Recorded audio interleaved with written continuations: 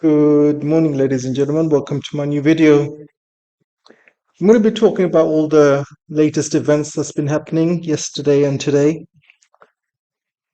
And if you guys can do me a favor and try and like and share, comment on the video.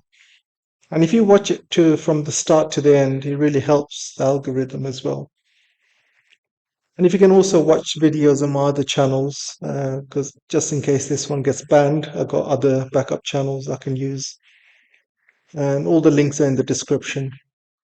So without further ado, guys, let's start with the show.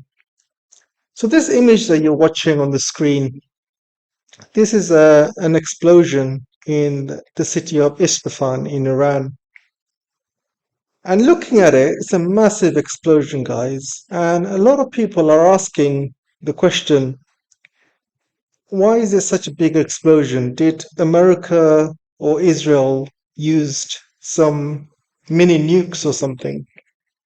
Because you can look at the explosion, it does resemble some sort of mini nuke, or they could have hit some sort of weapons depot, weapons ammunition, or they could have used some bunker busters and it hit some missile production center or something. Either way, it's a massive explosion, massive escalation. And I think we will know over the next few days if there's any radiation spikes.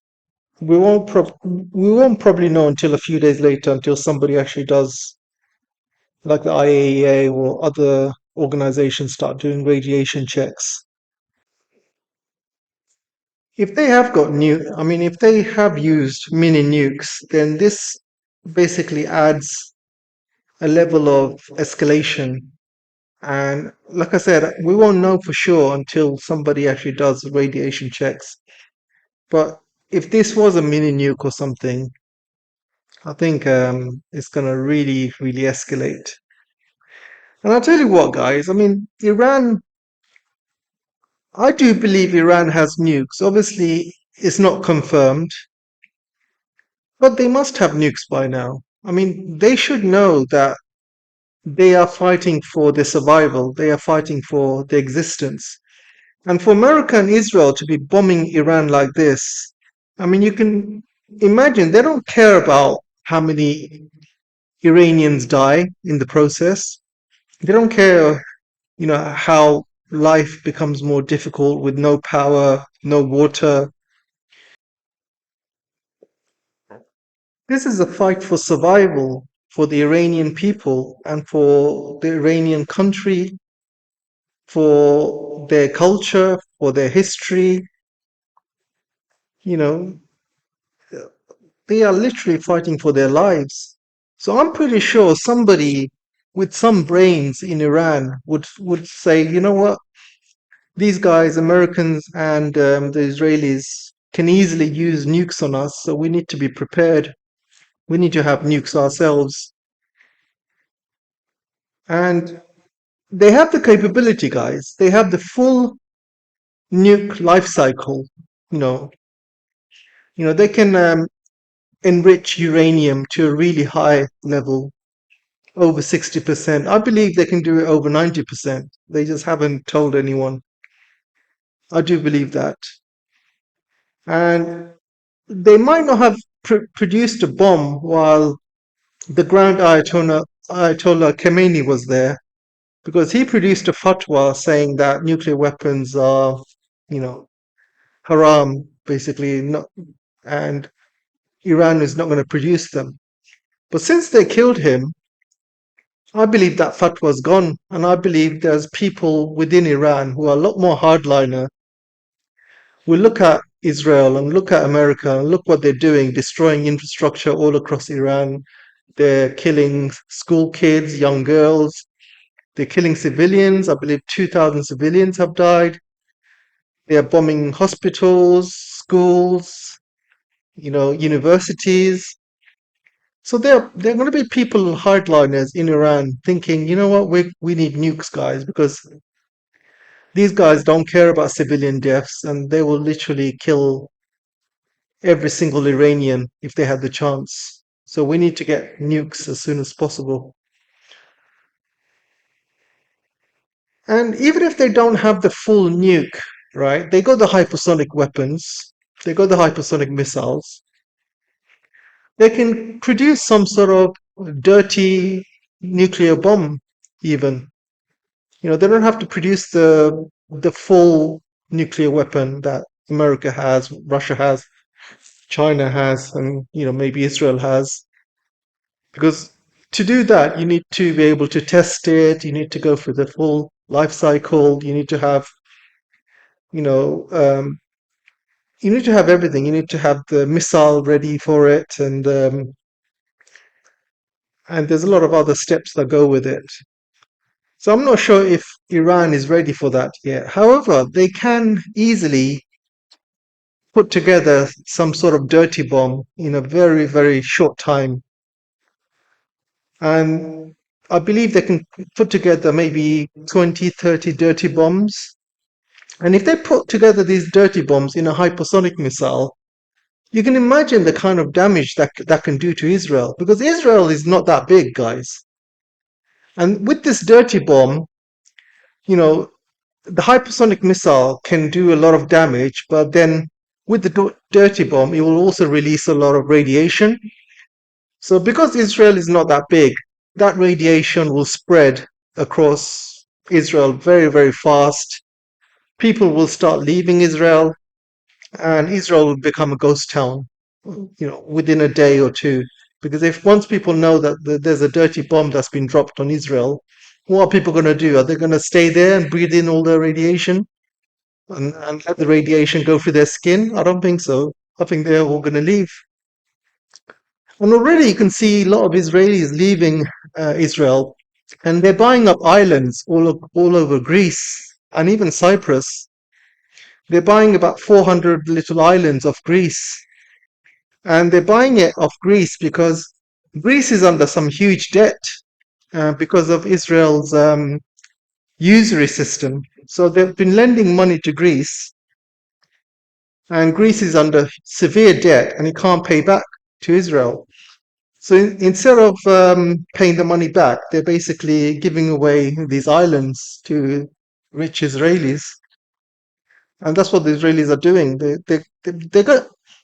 They're hell bent on conquering the world with usury, because this is what they do, guys. One of the reasons they've been kicked out of 109 countries is not just because of their satanic ritual purposes and stuff like that, and things that they do with.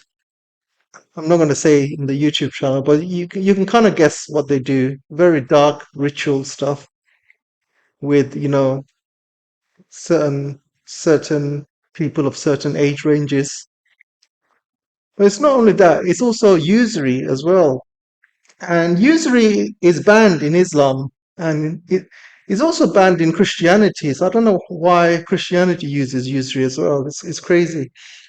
But you know, imagine. And those of you who don't know what usury is, it's basically interest on loans and mortgages.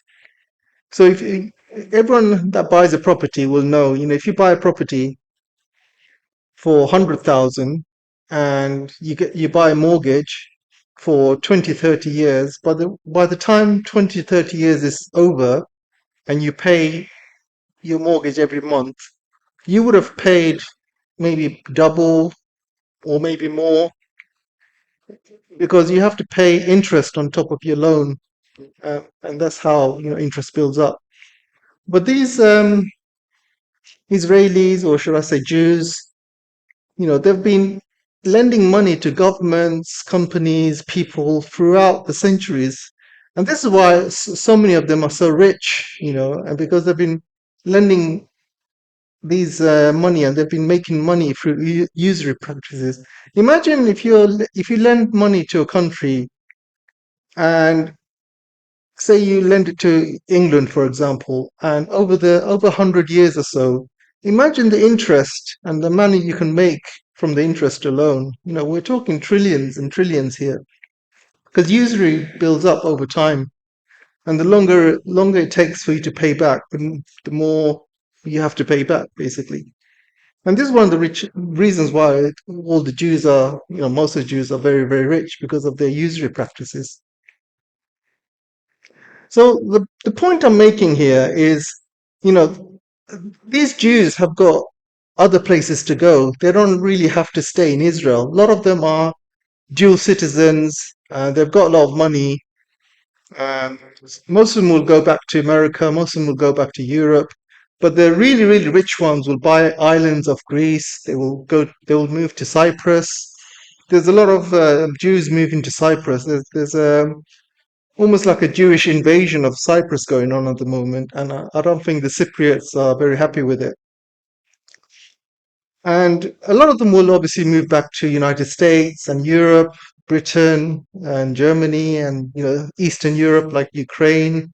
There's small Jewish communities in Ukraine popping up all over the place. And I heard that if you're Jewish, you don't have to fight in the Ukraine war. So that's one of the you get exception basically if you're Jewish, and especially if you're like Orthodox Jewish. If you're practicing, you will definitely not get called up to fight the war in Ukraine. So they get a lot of privileges, guys. A lot of privileges. So yeah, I think if Iran puts together some dirty bombs, let's just say 20, 30, Israel will be finished. Just firing those dirty bombs at Israel with hypersonic missiles.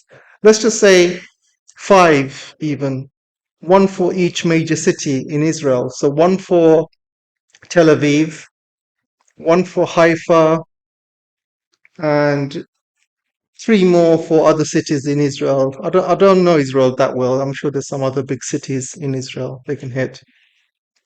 Oh yeah, is it Eliat Port? Eliat, yeah, that's another one. But yeah, they can basically. It's not going to take that many missiles to completely cover Israel with radiation, and I'm sure all of them will just leave immediately. But Israel, Iran will never fire a nuke first. Iran will never fire a nuke first at Israel or America. I think this is only in retaliation if Israel or America uses one on Iran.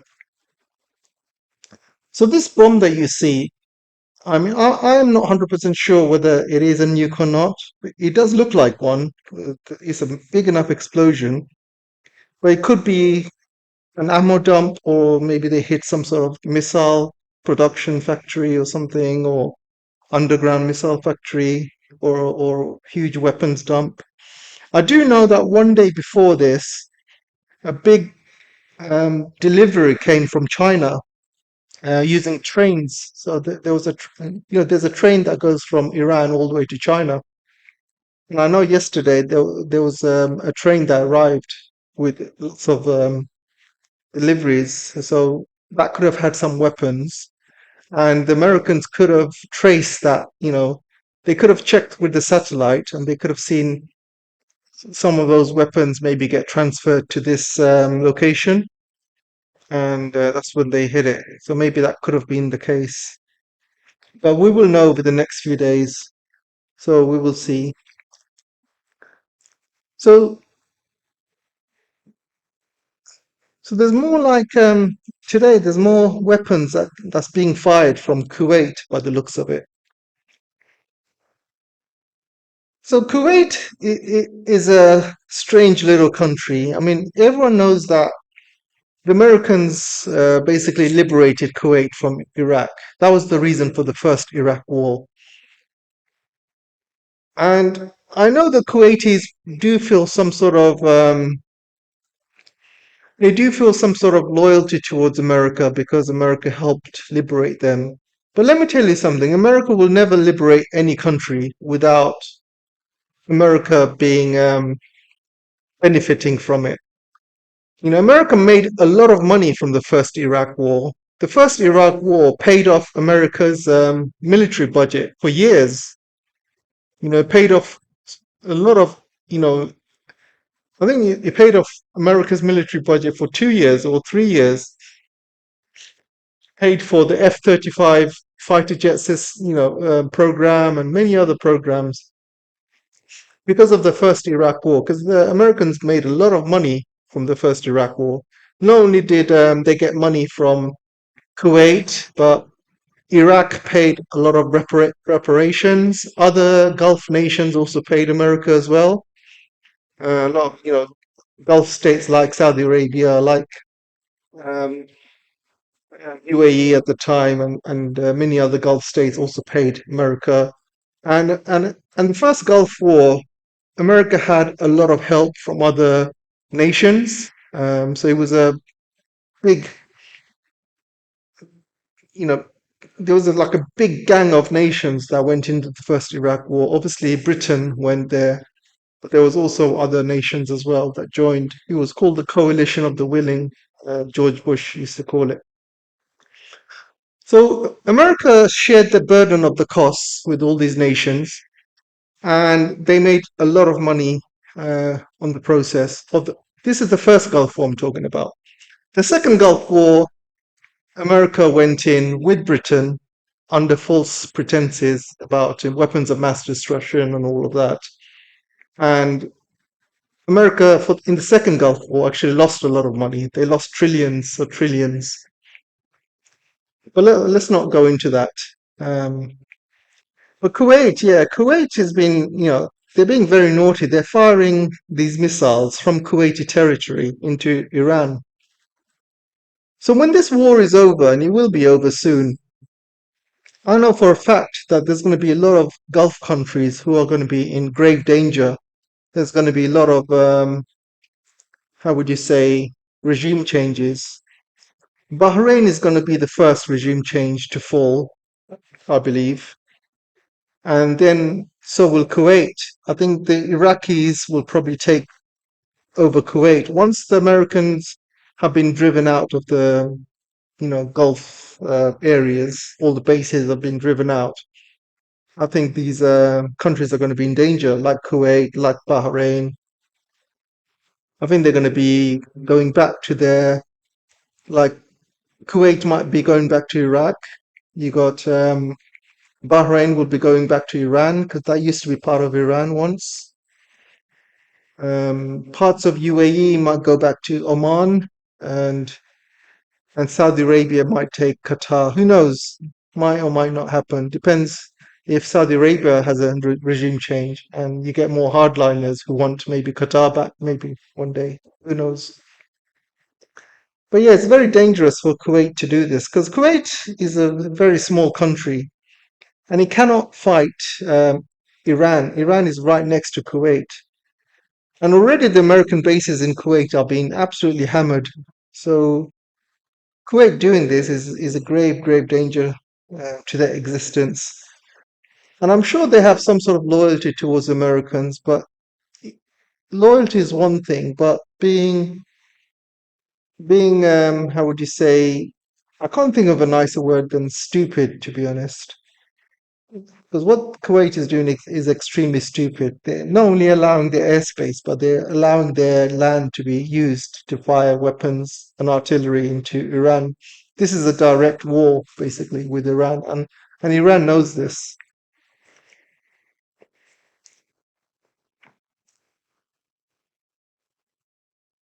So I saw this channel called Showtime, and this guy's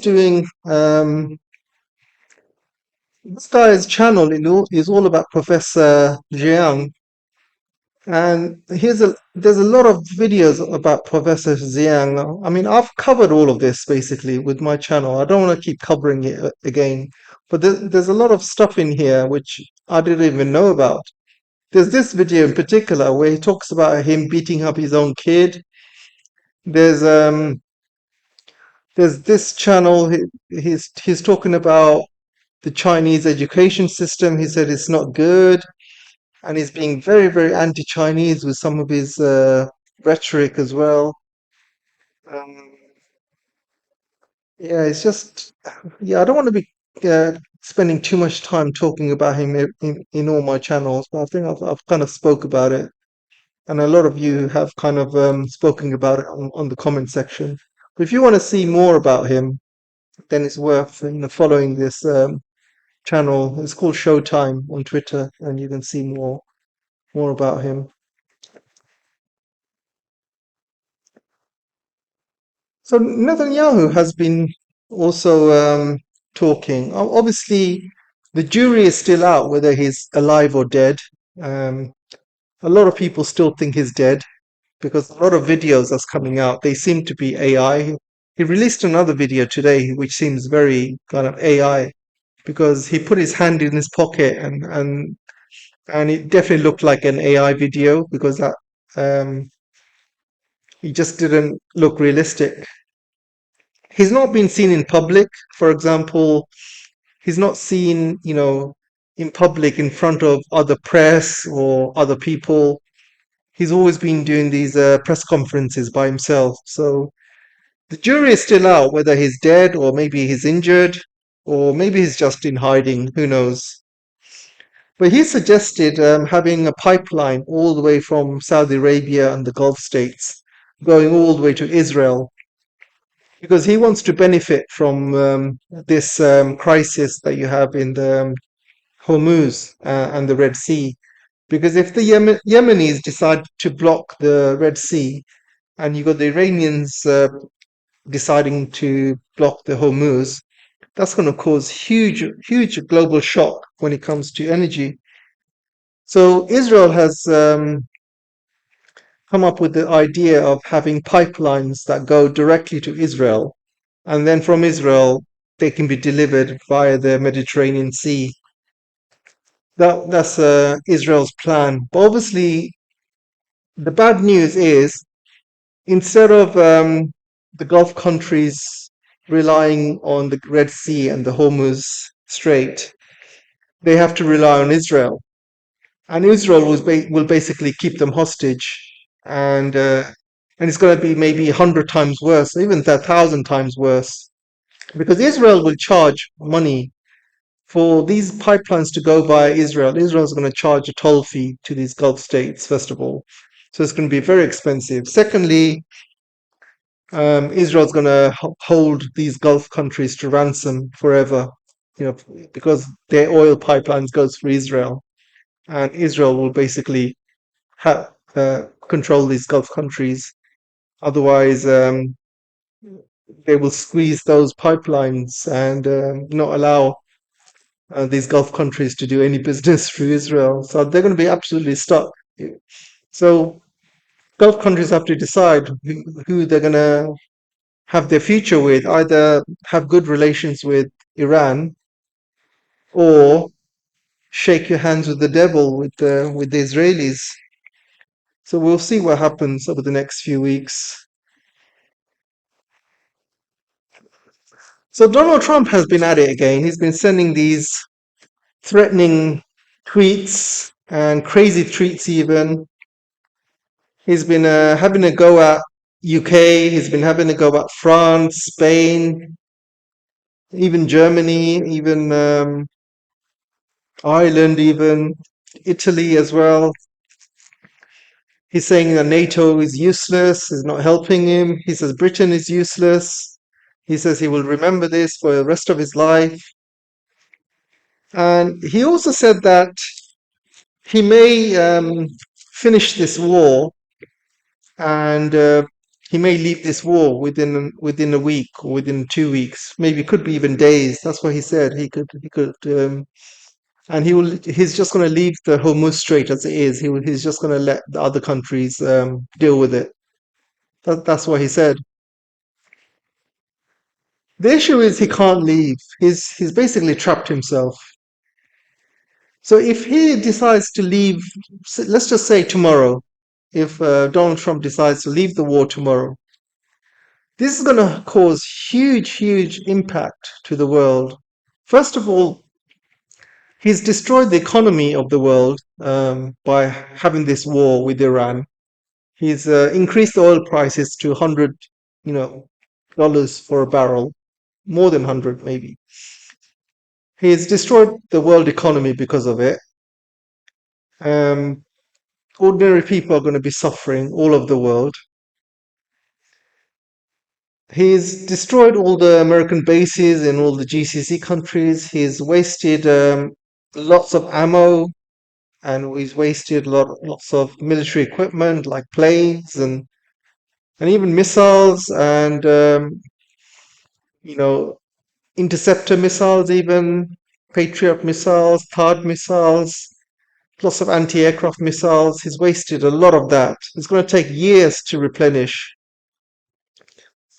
And the biggest thing he's destroyed or wasted is America's reputation. Because if America runs away now, the world is going to see them as losers, absolute losers. And you're going to see a lot of countries lose complete respect of the United States, and they're going to start, doing their own thing. They're not going to rely on United States anymore. Already, you can see Europe is basically fighting back. Europe is not allowing United States to fly over its airspace, like Spain, like France, like Italy. They do not allow American planes to fly over their airspace to attack Iran. Soon, there's going to be more countries that's going to be joining in. So you're going to see a lot of countries moving away from the United States because they don't trust it anymore. Then you've seen Trump basically saying to MBS how he ass kisses him. Basically, he's an kisser, and completely insulted MBS. And MBS has come out today. I don't know if this is true or not. By the way, I'm just reporting on a story I saw, a quote that MBS has made, and this quote MBS has made was to Marco Rubio, because Marco Rubio went to MBS and he said, "Why are you dealing with Ukraine? Why are you signing a deal with Ukraine? Why don't you just deal with us? We can do the same thing Ukraine does, but we provide all the weapons and technology and and all the know-how and satellite information. All of that is provided to Ukraine. So why do you have to go to them? Why can't you come to us?" And apparently MBS replied to Marco Rubio saying that we are going forward, we are not going to buy any more American weapons anymore because you have shown that these weapons are useless. These weapons cannot defend us, and we have no more kind of we have no more basically confidence that your weapons are any good or they can defend us. And that's what MBS said right to Marco Rubio, and he said he's not happy, and he definitely isn't happy about, you know, even though he didn't mention Trump's name, he wasn't very critical of Trump, but he did mention that, you know, the time for American and Saudi partnership is over. That's what he said.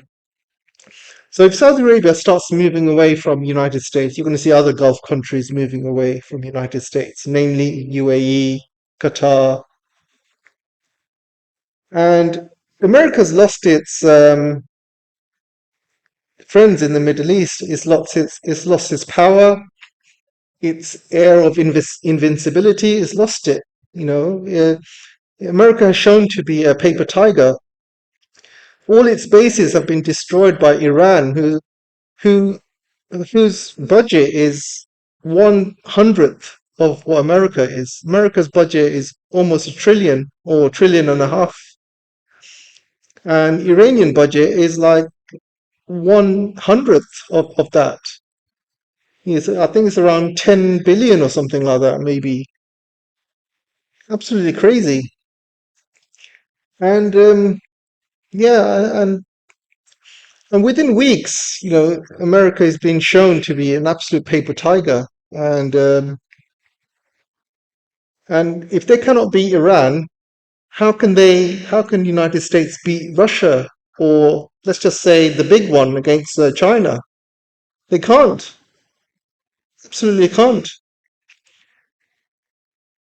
So I've been looking at this. I've been doing a lot of research, and if they do fight China, this is how China's going to win. China has been looking at America, the way it's been fighting in the Middle East, and China's been taking a lot of notes, intelligence. So this war has been very, very good for China because China's been able to watch from a distance how America fights, and it's not been very impressive, to be honest. Not impressive at all.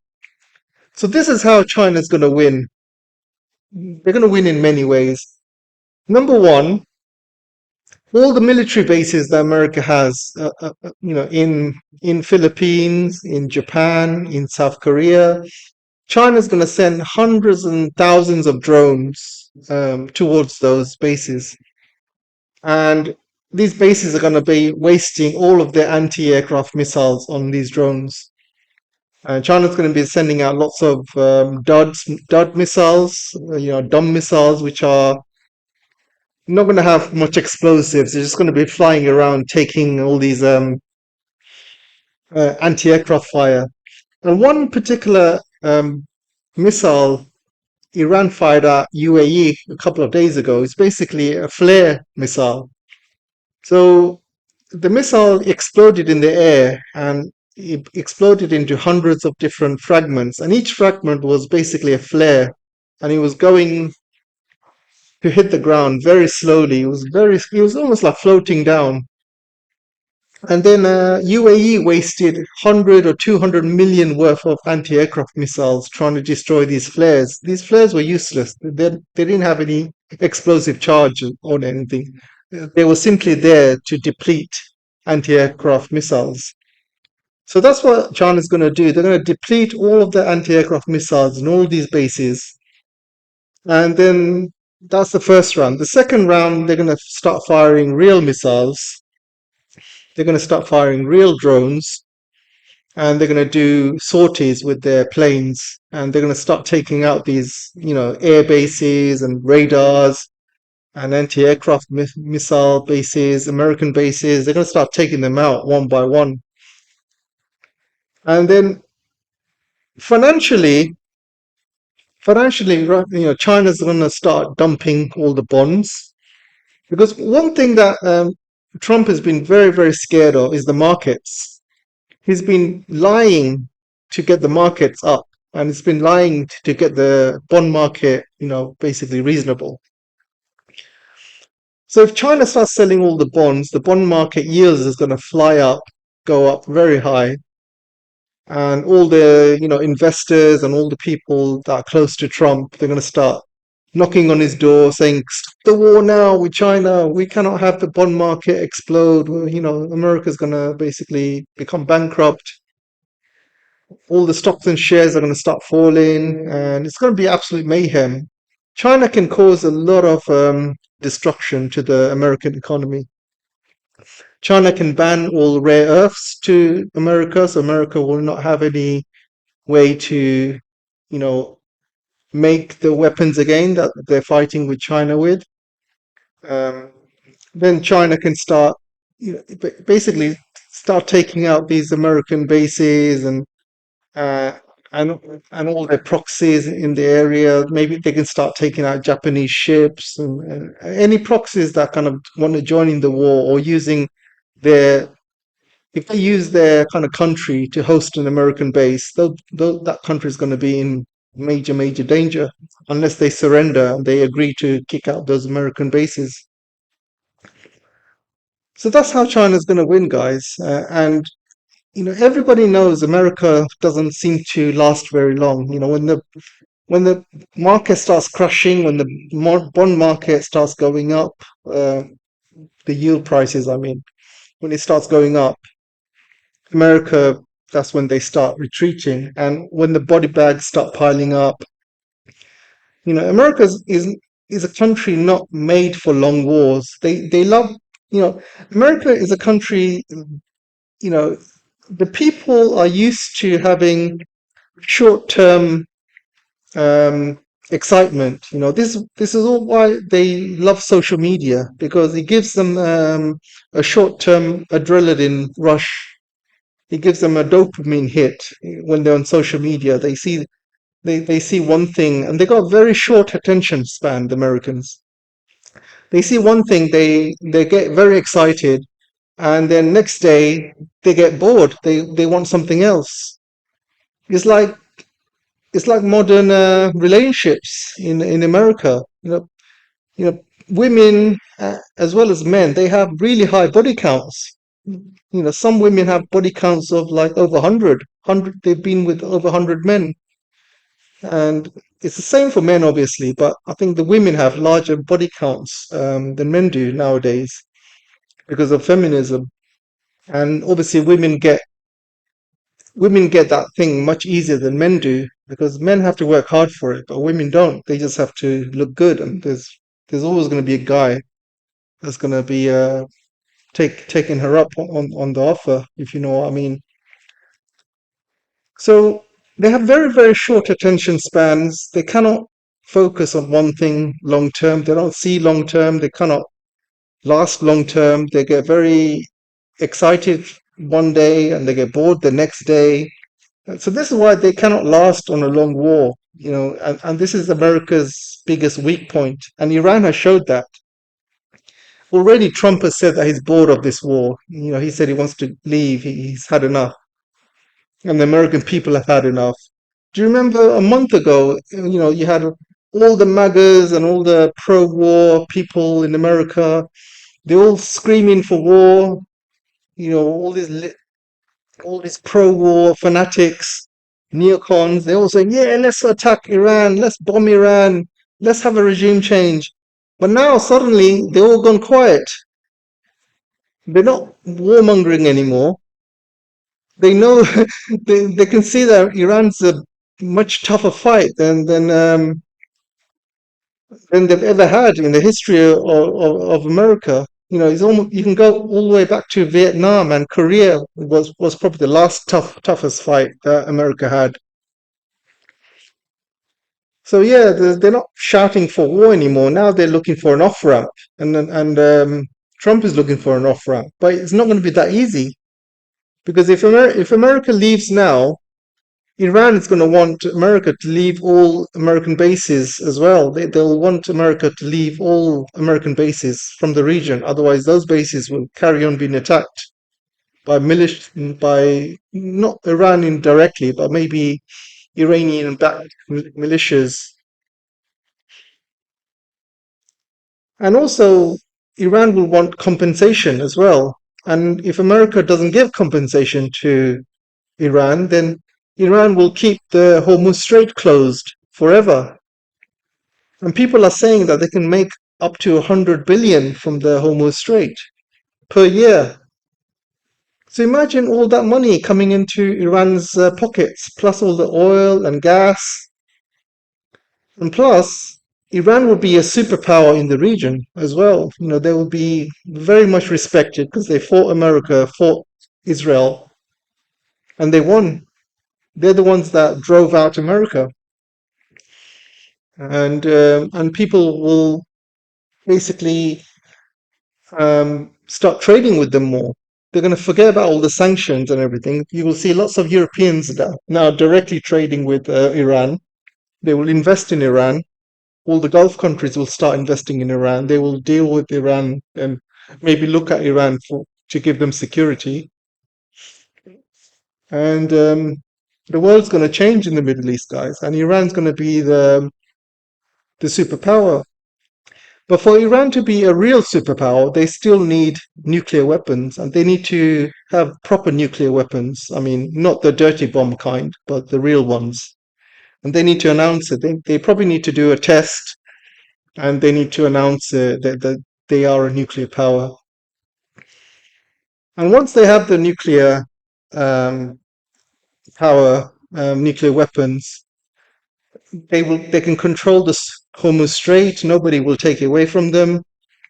They will have lots of investments in their country. They will have a lots of peace in their country, like North Korea, like China. Nobody will dare to attack them.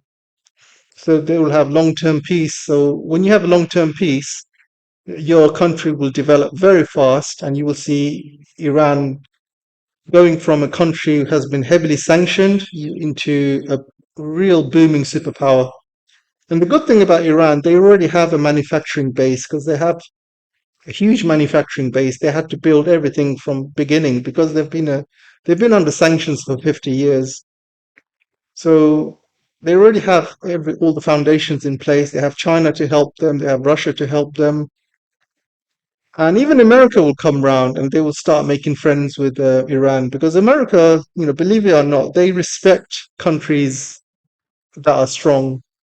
You can see the kind of respect that America gave to China after Korean War and Vietnam War, and the kind of respect that you know America gives to Russia because they respect the Russia's literally fighting NATO by itself. So you can see the kind of respect that America loves to give to countries that fight. That, you know that they respect, and this is one of the reasons why Trump cut ties with India because the way India fought and lost against Pakistan, it was humiliating for India, and this is why Trump basically told India to get lost because he realized India is just basically a scam artist, a country basically pretending to be the next superpower, but they're not. They're just scamming America basically, and Trump has realized that very quickly, and he's basically put the highest tariffs on India, and he stopped dealing with India. He'd rather deal with Pakistan than India. So Trump, he loves strength. He loves countries that fight back. He respected even Yemen as well. He said, they are good fighters. They fought with us. They fought our aircraft carriers. They gave us a real good fight. That's what he said about Yemen. So yeah, the whole region will change. I think, and the region needs a country like Iran. They need a counterbalance to Israel. Israel is the other country, and if it wasn't for Iran, if they if they defeated Iran, then there's nothing stopping Israel from becoming the greater Israel. Nobody will stop them. Maybe Turkey will maybe give them a fight, but maybe, I don't know. Turkey's part of NATO, and I think America and the rest of the Europeans will probably stop Turkey from attacking Israel. Israel will carry on taking land from other Middle Eastern countries and becoming the great Israel. Nobody would have stopped them. But now Iran is going to be a good counter to Israel. They'll have nuclear weapons, hopefully, and they'll have the strength, and they have the advantage over Israel because they have the land, they have a manufacturing capacity, they have the oil and gas. They have friends with China and Russia, which Israel does not. Israel is friends with the falling superpower, which is the United States, which is a failing superpower, while Iran is with two rising superpowers of China and Russia. No, guys, that's it. I'm gonna leave it there. I think I've spoken enough, and I'll see you in the next video. Take care for now. Bye bye.